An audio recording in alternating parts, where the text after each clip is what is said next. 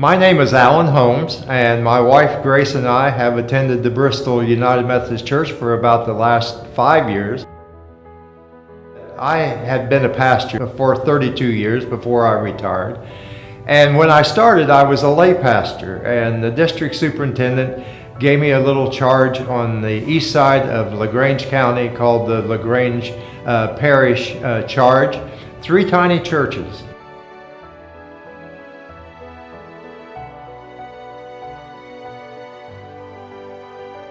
And I was there for two years, and it was at that time that I felt called into the ministry and to go to seminary.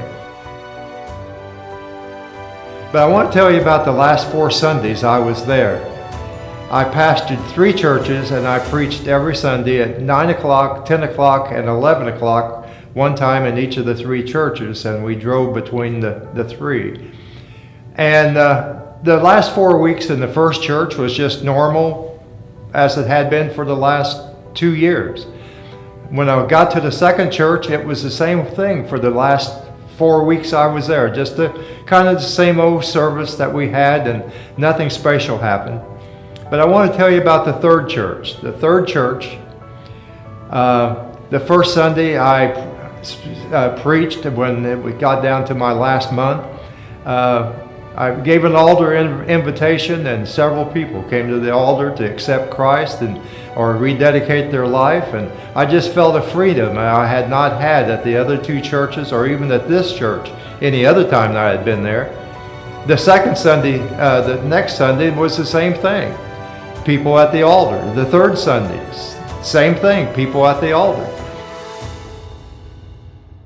The fourth Sunday, I remember seeing a man who had been coming with his wife over the last year to the church, and I'm sure he was only there because she wanted him to come with her. And he just did not seem to pay much attention. And that last service, I remember they were setting up on the second row. Nobody was in front of them.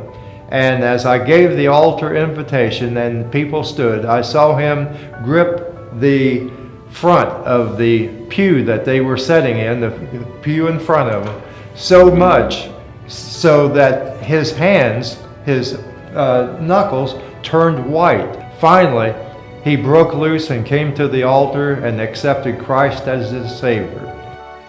In total, there was 14 people those last 4 weeks in that one church who either gave their heart to the Lord or rededicated their life. And when I left that church, I really did not understand and know the reason why it was so much different than the other 2 churches on those last 4 Sundays.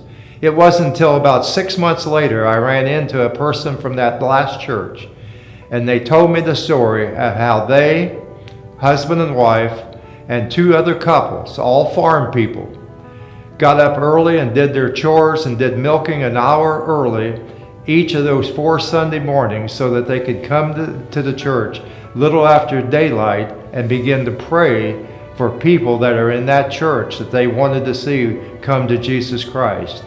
They would start in the back, and they would lay hands on the pew in front of them, and they would all stand in that same pew, and they would pray over who was going to sit in that pew that day. Then they crossed the aisle to the one next to it, and did the same thing until they made it to the front of the church and had prayed over every pew and every person that they thought would be in church that Sunday. Then they knelt at the altar to pray, and then they came up on the pulpit and surrounded the pulpit, and they prayed for me that I would bring a message of God that would move people. My friends, that is an answer to prayer. 14 people in 4 weeks in one church coming to know Jesus Christ, and that can happen in any church when people get serious about praying for the needs of the church and the needs for the people. And so I encourage you, as we talk about prayer, as Gary preaches about prayer, that you begin to take prayer serious for your church. He wants us to reach the city of Bristol, but the city of Bristol will not come into this church without prayer by the people. And I encourage you to pray, pray and pray until we see God work in a marvelous way within our church.